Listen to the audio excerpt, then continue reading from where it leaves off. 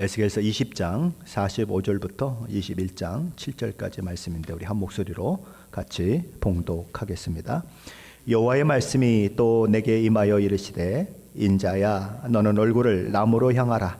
남으로 향하여 소리내어 남쪽의 숲을 쳐서 예언하라. 남쪽의 숲에서 이르기를 여호와의 말씀을 들을지어다. 주 여호와께서 이같이 말씀하셨느니라. 내가 너희 가운데에 불을 일으켜 모든 푸른 나무와 모든 마른 나무를 없애리니 맹렬한 불꽃이 꺼지지 아니하고 남에서 북까지 모든 얼굴이 그슬릴지라. 혈기 있는 모든 자는 나 여호와가 그 불을 일으킨 줄을 알리니 그것이 꺼지지 아니하리라 하셨다라 하시기로 내가 이르되 아하 주 여호와여 그들이 나를 가리켜 말하기를 그는 비유로 말하는 자가 아니냐 하나이다 하니라. 또 여호와의 말씀이 내게 임하여 이르시되 인자야 너는 얼굴을 예루살렘으로 향하여 성소를 향하여 소리내어 이스라엘 땅에게 예언하라. 이스라엘 땅에게 이르기를 여호와의 말씀에 내가 너를 대적하여 내 칼을 칼집에서 빼어 의인과 악인을 내게서 끊을지라. 내가 의인과 악인을 내게서 끊을 터이므로 내 칼을 칼집에서 빼어 모든 육체를 남에서 북까지 치리니 모든 육체는 나 여호와가 내 칼을 칼집에서 빼낸 줄을 알지라.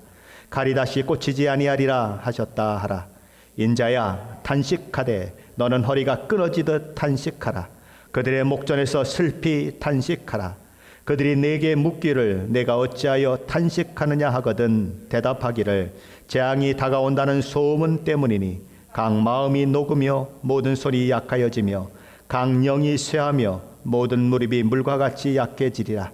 보라 재앙이 오나니 반드시 이루어지리라. 주 여호와의 말씀이니라. 아멘. 오늘 저희가 살펴볼 본문은 4개의 예언의 말씀으로 그렇게 되어 있습니다. 근데 이 예언의 모든 중심에는 칼이라고 하는 단어가 그렇게 들어가 있습니다. 제가 세어보니까 칼이라고 하는 단어가 21번 나오고 칼집이라고 하는 단어가 4번 나옵니다. 칼은 하나님의 심판을 상징하는 단어입니다. 하나님께서 오래 참으시며 기다리셨죠. 그리고 수많은 선지자들 보내셔서 그들에게 말씀하셨고 회개를 촉구하셨습니다. 그러나 그들은 하나님께 돌아가기를 원하지 아니합니다. 귀를 막고 하나님의 말씀 듣기를 거부하고 그저 자기 길로 달렸습니다. 그리고 그 결과 하나님께서는 참고 참으셨던 분노를 이스라엘 백성들 가운데 쏟아내시는 것이죠. 이제는 이스라엘 백성이 후회해도 소용이 없는 것입니다. 이제는 이스라엘 백성들이 회개해도 소용이 없는 것입니다. 아니 그런 게 어디 있습니까? 하나님은 사랑의 하나님인데 라고 이야기할 수 있겠지만 귀에는 없습니다. 사형수가 현장에서 목에 밧줄이 내려오고 할 말이 없는가 묻죠. 어떤 사람은 아글아글 쓰면서 소리 지르며 죽는 사람도 있고 어떤 사람은 너무 겁에 질려 있는 사람도 있겠죠. 어떤 사람은 용서를 비는 사람도 있을 것입니다. 내가 잘못했습니다. 나에게 피해를 입은 모든 사람들에게 정말 내가 죄송하다는 마음을 전합니다 라고 참으로 눈물을 흘리며 회개하는 사람도 있습니다. 그렇다고 해서 사형이 집행이 안 되나요? 아니요. 이미 늦었습니다. 사형은 집행되는 것입니다. 그것처럼 이스라엘 백성들의 그 죄에 대한 심판은 이미 정해졌고 집행되는 것입니다. 그들에게 더 이상 회개할 기회가 없다고 하는 것은 굉장히 슬픈 이야기인 것입니다.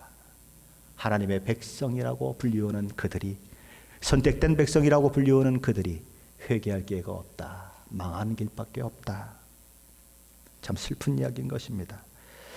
그러나 이 이야기는 이스라엘 백성들만의 이야기가 아닌 것입니다. 오늘 하나님을 믿고 있다고 고백하며 살아가는 저와 여러분의 삶 속에서도 동일하게 일어나는 사건이요 일이라고 하는 것을 저와 여러분은 기억해야 하는 것입니다. 하나님께서 저와 여러분의 죄를 종종 지적하지 않습니까? 왜 하나님 외에 다른 것들을 사랑하느냐고 묻지 않으십니까? 왜 하나님의 거룩한 성품을 따라 매일매일 살고 있지 않느냐고 그렇게 말씀하지 않으십니까?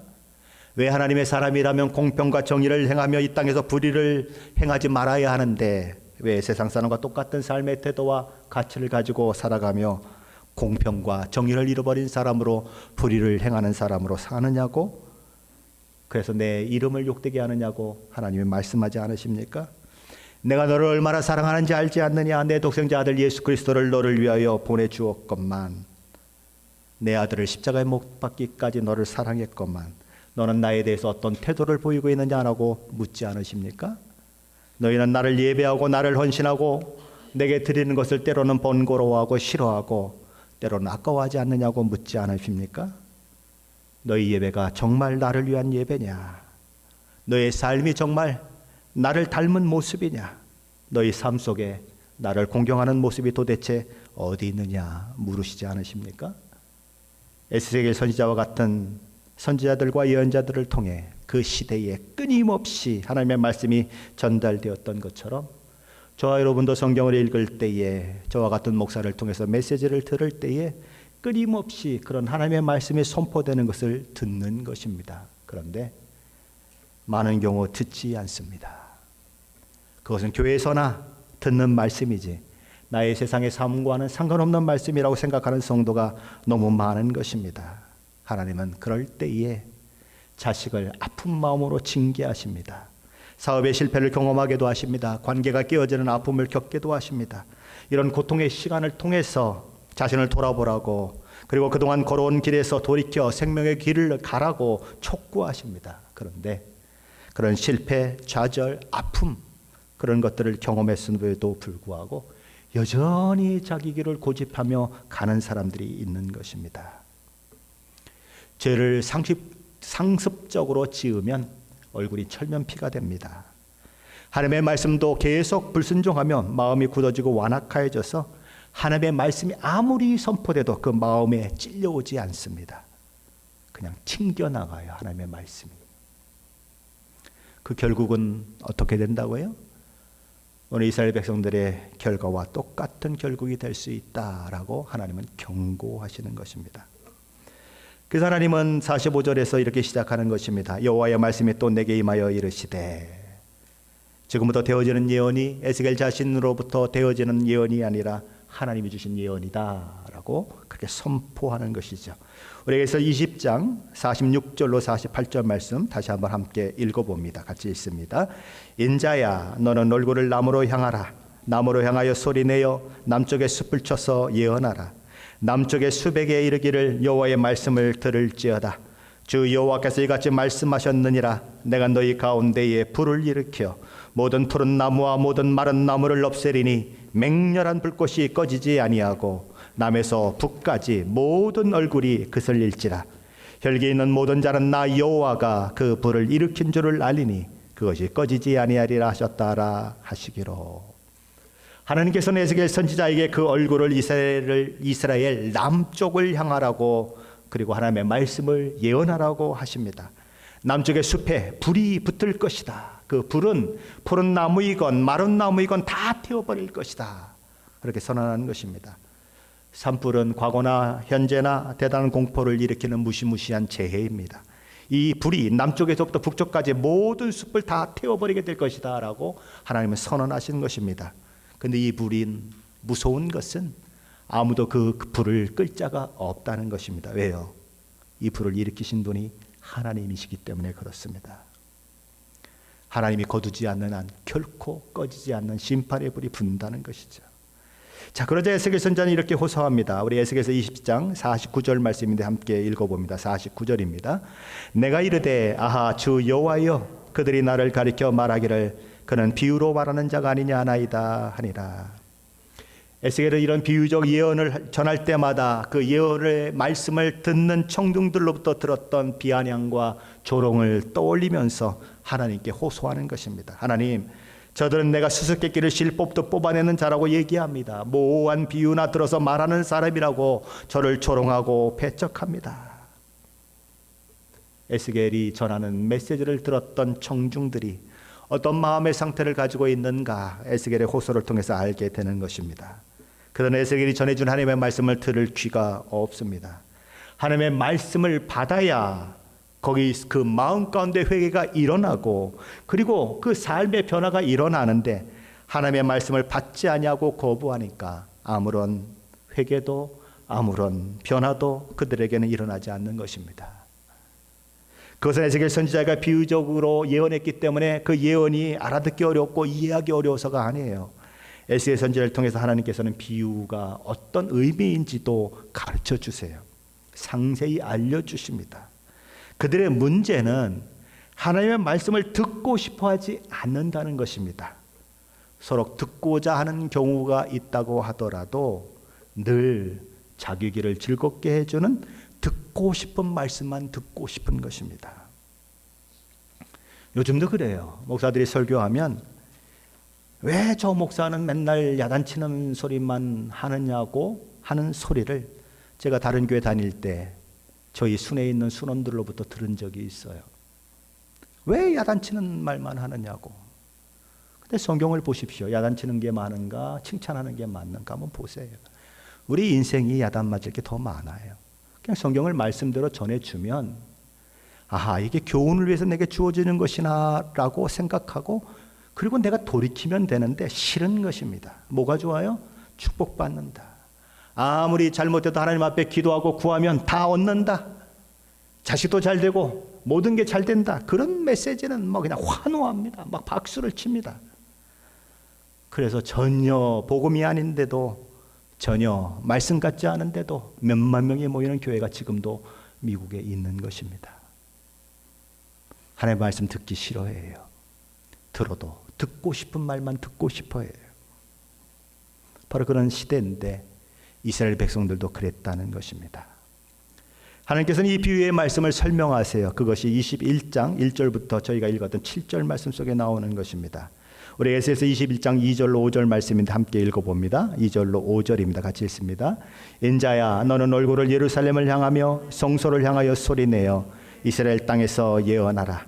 이스라엘 땅에서 이르기를 여호와의 말씀에 내가 너를 대적하여 내 칼을 칼집에서 빼어 의인과 악인을 네게서 끊을지라. 내가 의인과 악인을 네게서 끊을 터이므로 내 칼을 칼집에서 빼어 모든 육체를 남에서 북까지 치리니 모든 육체는 나 여호와가 내 칼을 칼집에서 빼는 줄을 알지라. 칼이 다시 꽂히지 아니하리라 하셨다 하라. 첫 번째 비유적인 예언에서는 나무로 향하여 남쪽의 숲이라고 하는 표현이 나오는데 그것은 어디라고 해석이 되고 있습니까? 하나님께서 이렇게 말씀하십니다. 인자야 너는 얼굴을 예루살렘으로 향하며 성소를 향하여 소리내어 이스라엘 땅에게 예언하라. 어디입니까? 남쪽이 어디입니까? 예루살렘, 성소, 이스라엘 땅, 남유다 땅을 얘기하는 것이죠. 바로 예루살렘이 있는 곳, 하나님의 성소가 있는 곳, 이스라엘 땅이다라고 말씀하십니다. 이스라엘은 숲이 있을까요? 숲으로 우거졌을까요? 아니에요. 사막 천지예요. 그런데 그것을 숲이라고 하나님은 부르십니다. 하나님의 은혜를 받아 정말 아무 보잘것 없었던 그 민족이 얼마나 번성하고 정말 세상 모든 민족들이 부러워할 그런 나라로 세워졌는지 하나님은 그것을 말씀하시면서 숲이었다라고 말씀하시는 거예요. 그런데 그곳에 하나님께서 불을 보내실 것이다. 그 숲을 다 타게 할 것이다. 자, 그러면 불은 무엇을 의미할까요? 그리고 푸른 나무와 마른 나무가 다 탄다고 하는데 푸른 나무와 이 마른 나무는 무엇을 의미할까요? 하나님께서는 에스겔 선지자에게 내 칼을 칼집에서 빼어 의인과 악인을 내게서 끊을지라라고 말씀합니다. 숲을 태우는 불은 뭐라는 것입니까? 이스라엘 땅을 황폐케 만들 전쟁의 무기인 칼이다. 그리고 푸른 나무와 마른 나무는 뭘 가리킨다고요? 각각 의인과 악인을 의미한다라고 비유적으로 말씀하셨던 예언을 설명하고 계신 것입니다. 불을 보내신 이가 하나님이신 것처럼 이 칼을 보내신 이도 하나님이시다. 그런데 이 심판이 두렵고 떨리는 것은 불의 심판을 얘기했을 때, 비유적으로 얘기했을 때에 그 불을 주신 분이 하나님이신 것처럼 이 칼을 칼집에서 뽑으신 분이 하나님이시라는 것입니다. 나 여호와가 내 칼을 칼집에서 빼는 줄을 알지라. 칼이 다시 꽂히지 아니하리라. 언제까지요? 심판이 완료될 때까지 꽂히지 않겠다. 이 예언대로 바벨론 침략군들에 의해서 엄청나게 많은 사람들이 죽임당할 것을 하나님은 미리 말씀하시는 것입니다. 남유다는 주전 586년에 바벨론에 의해서 완전히 멸망하게 됩니다. 그런데 586년에 남유다가 멸망했을 때에 바벨론으로 잡혀갔던 포로보다 에스겔 그리고 여호야긴 왕이 주전 597년에 바벨론으로 포로로 잡혀간 그 숫자가 월등히 많습니다. 예레미야 52장에 보면 느부갓네살 7년, 그러니까 에스겔과 여호야긴이 잡혀간 기원전 597년에 포로로 잡혀간 숫자는 3023명이라고 기록되어 있습니다. 그런데 느부갓네살 18년, 그러니까 남유다가 완전히 망한 기원전 586년에 포로로 잡혀간 사람의 숫자는 겨우 830명으로 기록되어 있습니다. 앞에는 3023명, 뒤에는 830명입니다. 그 이유는 어디에 있을까요? 너무나 많은 고관들과 기술자들이 거의 대부분 다 죽었습니다. 그래서 포로로 잡아갈 만한 사람이 몇 명 없는 거예요. 그래서 3023명에서 830명으로 포로로 잡혀가는 숫자가 확 줄어드는 것입니다. 그렇게 하나님이 심판하실 날이 있을 것이라는 거죠. 조만간 그날이 올 거라는 거예요. 예루살렘 성도 불타고 성전도 불타는 날들이 있을 것이다. 푸른 나무 같은 의인들도 이 전쟁으로 인해 죽임당하고 마른 나무 같은 악인들도 이 전쟁으로 인해 죽임을 당하는 일들이 있을 것이다. 전쟁은 의인과 악인을 가리지 않습니다. 저와 여러분이 왜 나라를 위해서 기도해야 합니까? 왜 미국을 위해서 기도해야 합니까?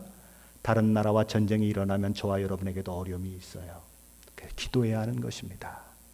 하나님의 심판이 임하지 않도록 이 땅에 복음을 전하고 하나님 앞에 바로 살라고 외쳐야 하는 것입니다. 그리고 우리가 바로 살아야 하는 거예요.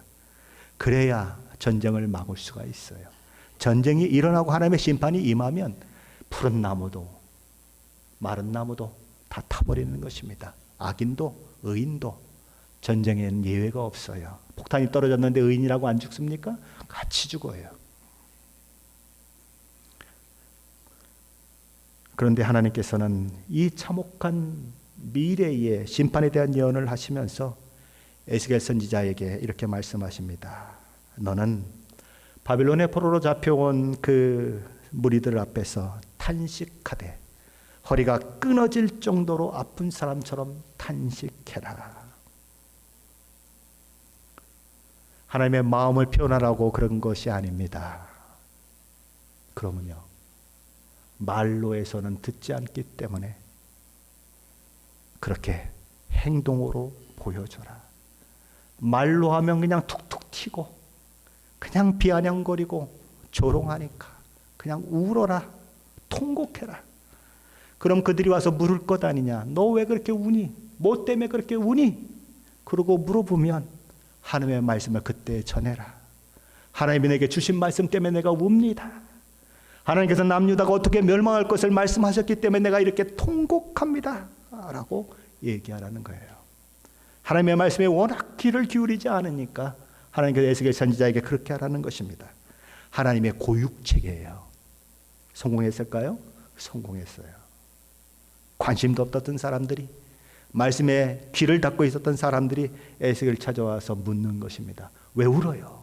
도대체 무슨 일입니까? 에스겔은 다 얘기하는 것입니다.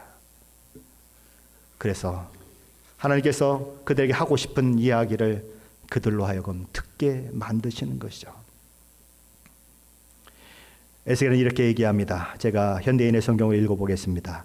내가 이렇게 하는 것은 들려오는 소문 때문이요, 재앙이 닥치면 무서워서 사람들의 마음이 녹을 것이며 모든 사람들의 손에 맥이 풀리고 그들의 기력이 쇠하며 모든 사람의 무릎이 물처럼 약해질 것입니다. 사람들은 바벨론의 침략의 소문을 듣고 절망할 것이라는 거예요. 그들이 겪게 될 공포와 두려움이 네 가지로 표현이 됩니다. 마음이 녹을 것이며 손에 맥이 풀릴 것이고 그들의 기력이 쇠하며 모든 사람의 무릎이 물처럼 약해질 것입니다. 그 어마어마한 심판의 날이 다가오고 있습니다 라고 얘기하는 것입니다. 에스겔 선지자는 이제 세 번째 예언을 합니다. 그것이 에스겔서 21장 8절로 17절 말씀인데 일명 칼의 노래라 라고 불리우는 그런 예언을 담고 있습니다. 우리 먼저 9절로 11절 말씀인데 함께 읽어봅니다. 9절로 11절입니다.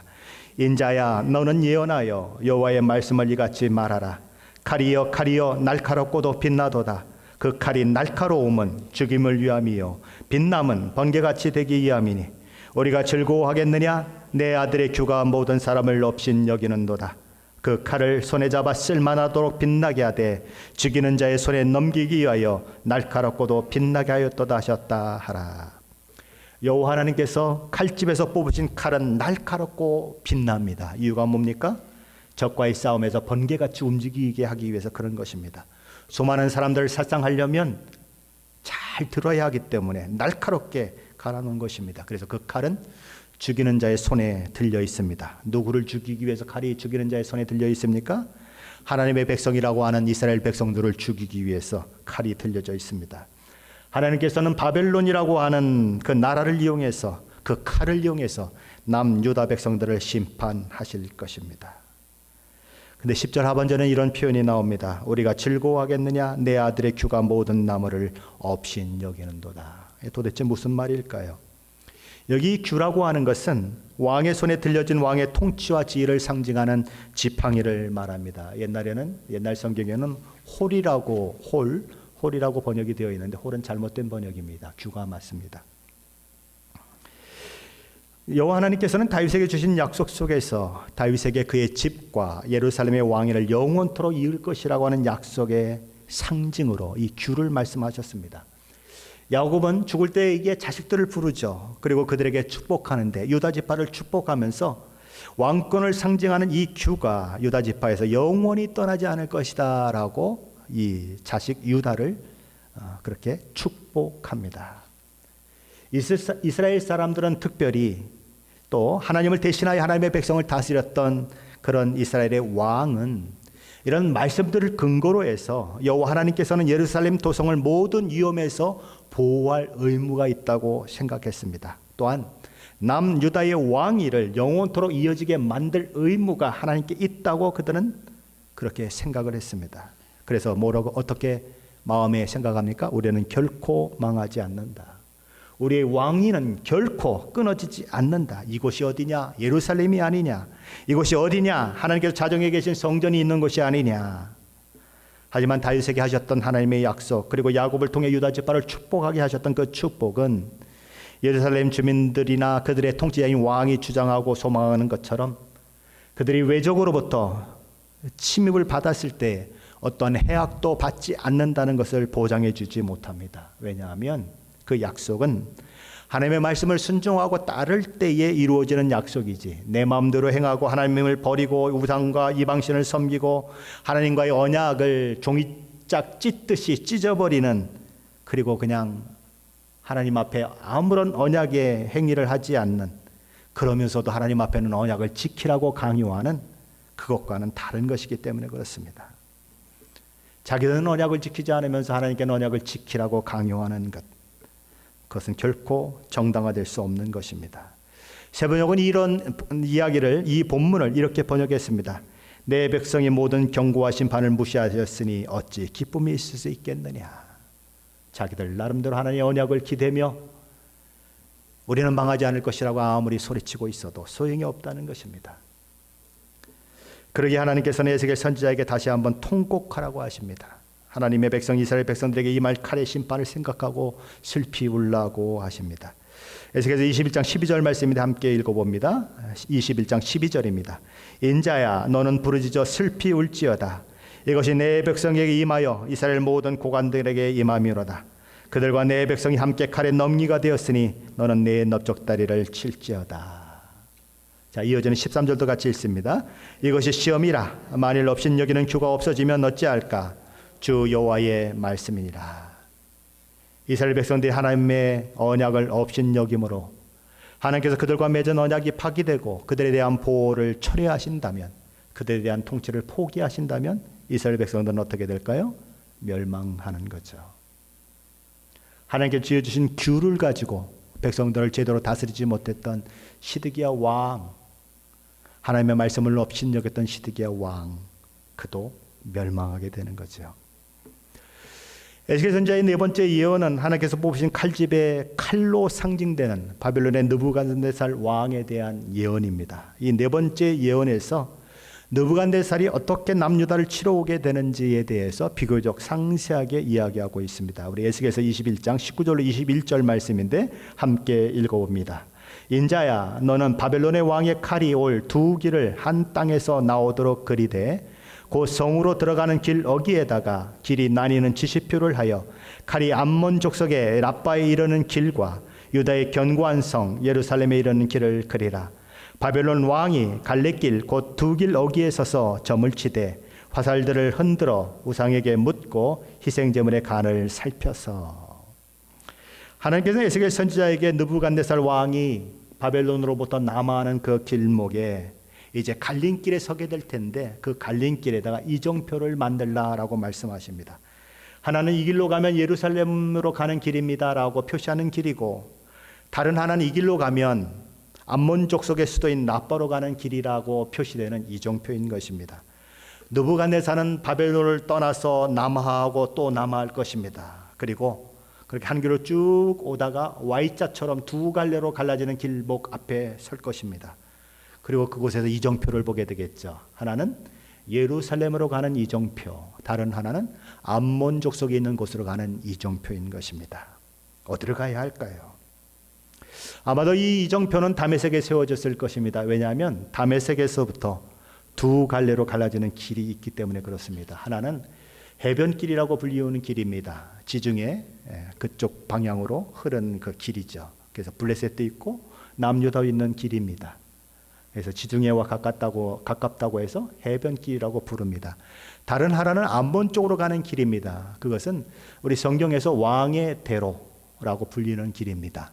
이스라엘 백성들이 출애굽해서 광야에서 오랜 생활 있다가 그리고 하나님의 떠나라고 하는 명령을 따라서 떠날 때에 어디로 가게 되냐면 에돔 족속이 있는 곳으로 해서 암몬, 모압 쪽으로 가죠. 바로 어느 길을 따라가는 거냐면 왕의 대로를 따라가는 것입니다. 요단강 동편에 있는 길인 것입니다. 그러니까 쭉 오다가 Y자로 쫙 나눠집니다. 요단강 서쪽, 요단강 그러니까 동쪽. 그래서 서쪽은 해변길이고 동쪽은 뭐라고요? 왕의 대로인 것입니다. 어느 길로 가야 할까? 이 느부갓네살 왕이 이제 결정을 해야 하는데, 느부갓네살 왕은 굉장히 신중했던 왕인 것 같아요. 그곳에서 3번이나 점을 치는 것입니다. 첫 번째 점은 뭐냐면 화살로 점을 치는 거예요. 화살 2개를 화살통에다 놓는데 화살에다가 이름을 써놓는 것입니다. 하나는 예루살렘으로 가는 길, 다른 하나는 암몬으로 가는 길하고 거기다가 글씨를 써놨어요. 그리고서 막 섞습니다. 그리고 하나를 딱 집었습니다. 어디가 집혔을까요? 예루살렘으로 가라. 그 길이 잡혔습니다. 두 번째 점은 어떤 것이냐면 이 야곱이 바단 아람에서 자기 삼촌 라반의 집을 떠나 도망칠 때에 누가 드라빔이라고 하는 우상을 훔쳤죠? 라헬.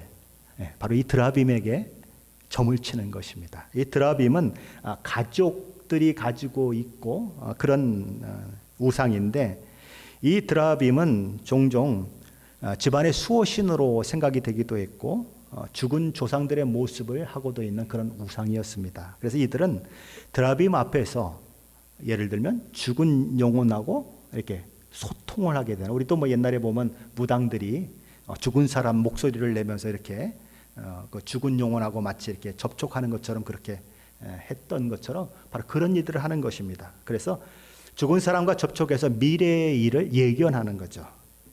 근데 그 점괘는 어떻게 나왔습니까? 남유다로 가라. 그 점괘가 나온 것입니다. 마지막 셋째 점괘는 희생제물의 간의 모양을 보고 길을 선택하는 것입니다. 이 셋째 점은 바벨론에서 굉장히 유행했던 점이라고 합니다. 그리고 나중에 로마 제국이 세워질 때까지도 그렇게 로마 제국에까지도 그 점이 유행이 돼서 로마 제국에 있는 사람들까지도 이런 점을 쳤다고 하죠. 그래서 자기들의 신에게 희생 제물을 드리고 간의 상태를, 그 희생 제물의 간의 상태를 살피는 것입니다. 고고학의 기록에 의하면 이 간의 상태를 살피는 것이 상당히 고도의 훈련이 필요한 것이다라는 기록들이 나오고 있습니다. 이 점술가들은 희생 제물의 반점이나 불규칙한 현상을 보고 신의 뜻이 무엇이라고 그렇게 파악을 했다고 하죠. 그래서 희생 제물을 드리고 간을 딱 파악했는데 점술가들이 뭐라고 얘기합니까? 유다의 길입니다. 예루살렘으로 가야 합니다라고 얘기하는 것입니다. 3번이나 점을 쳤는데 3번 다 점괘가 유다로 가는 길입니다라고 점괘가 나왔기 때문에 느부갓네살은 어디로 가는 겁니까? 해변길입니까? 왕의 대로입니까? 해변길로 가는 겁니다. 해변길로 가야 블레셋을 만나고 해변길로 가야 남유다를 만나요. 왕의 대로로 가면 모압, 암몬, 에돔 이런 것들을 만나는 것입니다. 그러니까 요단 동편으로 가면 왕의 대로고 요단 서편으로 가면 해변길이에요. 해변길로 가게 되는 것입니다. 하나님께서 바벨론이라고 하는 칼로 남유다를 심판하기로 작정하셨습니다. 그런데 놀랍게도 하나님의 방법이 아닌 이방신을 섬기는 자들의 그 점을 통해서도 하나님의 뜻이 이루어지더라는 거죠. 사실 그 점괘는 아무런 의미가 없는 거예요. 그렇죠? 그들이 무슨 미래를 생각할 수가 있겠습니까? 그들이 무슨 미래를 미리 내다볼 수가 있겠습니까? 자기들 나름대로 생각하고 그렇게 생각하는데 그 점괘조차도 3번 연속 남유다를 향해 가게 만들게 점괘가 나옴으로 인하여서 하나님의 작정하신 뜻이 이루어지게 만들더라는 거예요. 이게 참 놀라운 것입니다.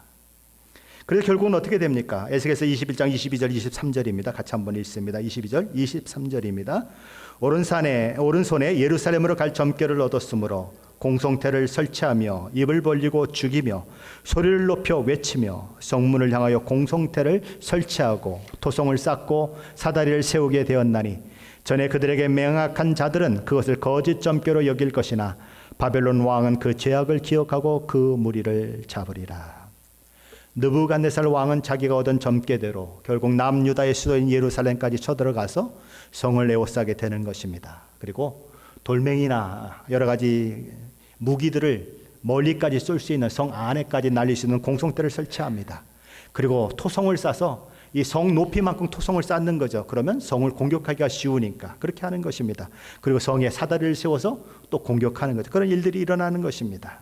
그런데 남유다의 백성들은 이렇게 말하는 것입니다. 에이, 그들이 했던 건 다 미신적인 거야.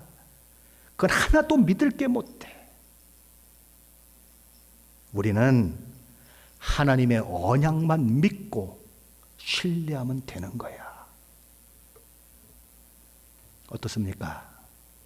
굉장히 믿음 있어 보이지 않습니까? 굉장히 신앙적인 말을 하고 있지 않습니까? 사실 맞아요. 그들의 점괘는 다 미신적인 거예요. 어리석은 거예요. 하나님의 언약은 분명히 있습니다. 그들은 정말 믿음 있는 사람들처럼 정말 하나님이 기뻐하실 만한 그런 신앙의 길을 걸어온 사람들처럼 이야기하고 있습니다. 끄떡없다. 그런데 결과는 그들과 전혀 반대로 벌어지고 있는 거죠. 그들이 가지고 있는 믿음은 거짓 믿음입니다. 하나님을 인정하지 않고 자기 나름대로 만든 그런 확신에 불과한 거죠. 그 거짓 확신은 그들을 보호할 수가 없는 것입니다. 그래서 망하는 거예요. 남유다의 마지막 시드기야는 폐위될 것이고 결국 죽음을 맞이하게 될 것입니다. 남유다는 결국 종말을 고하게 되는 거죠. 그래서 오늘 보면 27절에 보면 내가 엎드려뜨리고 엎드려뜨리고 엎드려뜨리니와 라고 얘기합니다. 2번 강조하면 비교급이죠. 3번 강조하면 최상급입니다. 거룩하다, 거룩하다, 거룩하다. 지극히 거룩하다는 거예요. 아멘, 아멘, 아멘. 진실로 그러하다고 정말 그렇게 최상급으로 인정하는 것입니다. 마찬가지예요. 하나님께서 그렇게 하시겠다는 거다. 최상급을 쓰셔서 내가 결국 예루살렘을 전무후무한 심판 그것을 행할 것이다 라고 말씀하시는 거죠. 마지막으로 하나님께서는 에스겔 선지자에게 암몬 족속에 대한 이야기를 합니다. 모압과 암몬은 소돔과 고모라가 망할 때 아버지 롯과 그의 딸들 사이에서 근친상간으로 태어난 민족입니다. 어떻게 보면 이스라엘과는 친척 관계에 있는 나라들이죠. 그런데 이들은 기회만 되면 이스라엘 족속들을 굉장히 힘들게 했던 민족들이죠.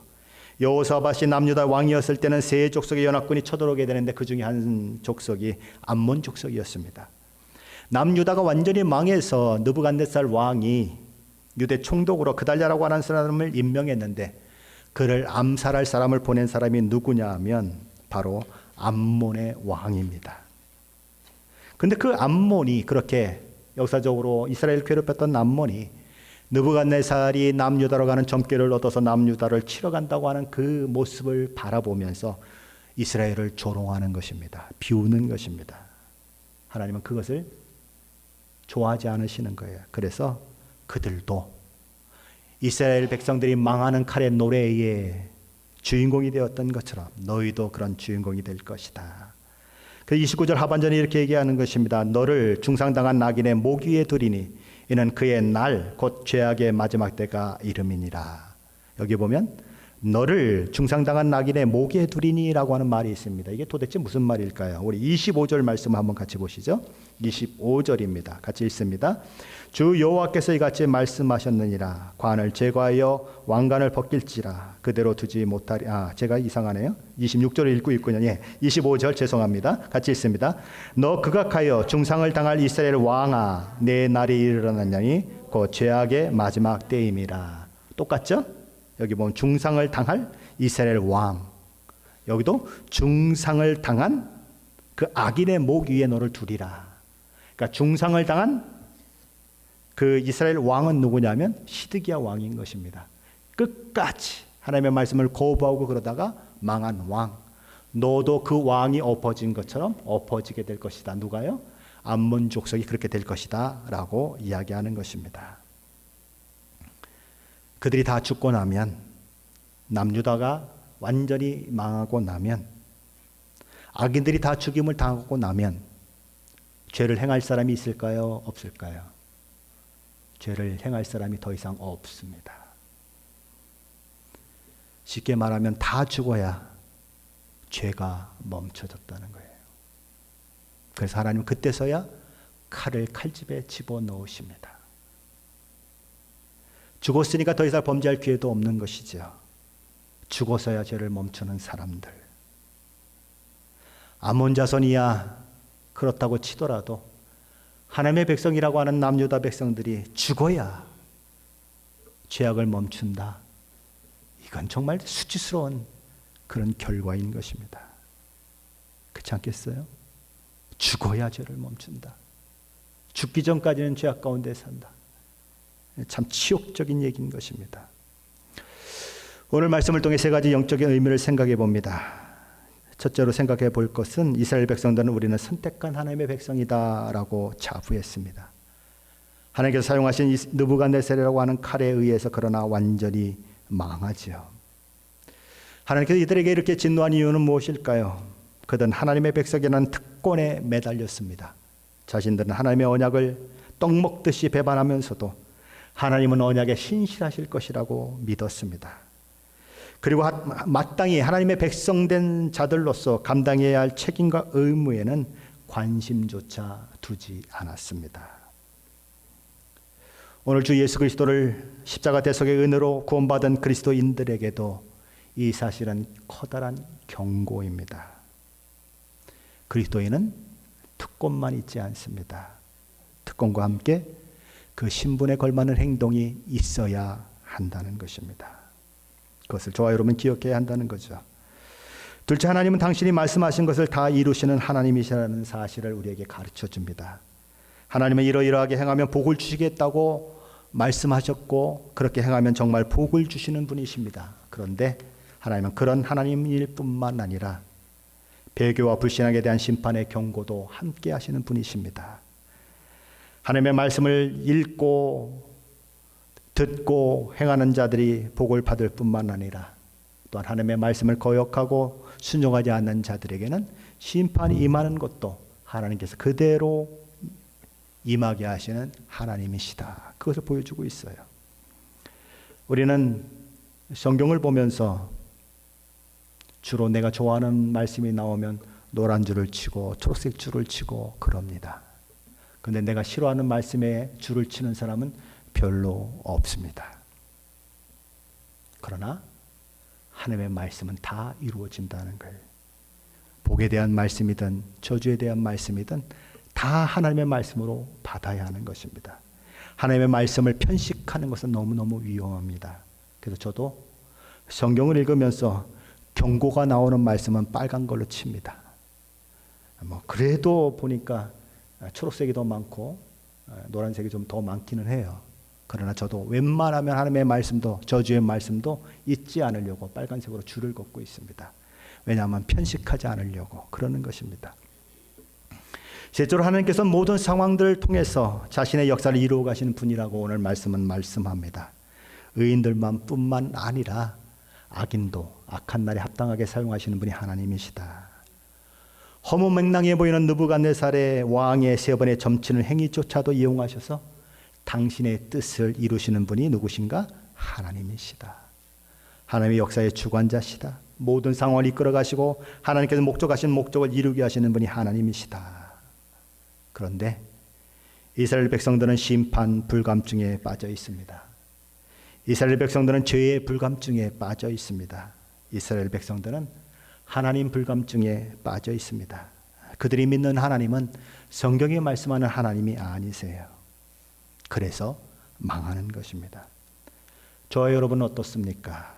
영적 불감증, 말씀 불감증, 하나님 불감증, 십자가 복음 불감증 등에 빠져 있지는 않습니까? 저와 여러분이 믿는 하나님은 정말 성경이 말씀하고 계신, 성경 속에서 말씀하고 계신 하나님이십니까? 아니면 내가 만든 하나님이십니까? 하나님이 내 뜻대로 움직여야 한다고 주장하면 하나님은 내가 만든 하나님이에요. 하나님 앞에 내가 순종하고 복종해야 한다고 이야기하는 사람은 정말 하나님을 섬기는 그런 사람인 것입니다. 성경이 하나님을 믿고 있는 사람들이에요. 오늘 말씀을 통해 저희 여러분의 영적 삶을 확인해 보십시오. 그리고 정말 나는 어떤 믿음의 태도로 살고 있는가? 이스라엘 백성들을 통해서 교훈받아야 할 것들은 무엇인가 생각해 보십시오. 그리고 어리석게 이스라엘 백성들이 갔던 그 길을 가지 마시고 다시 우리 자신들을 새롭게 해서 하나님이 원하시는 길로 가서 하나님이 주시는 복과 은혜를 받아 누리시는 그런 일들이 저 여러분 가운데 있으시기를 예수 그리스도의 이름으로 간절히 축원합니다.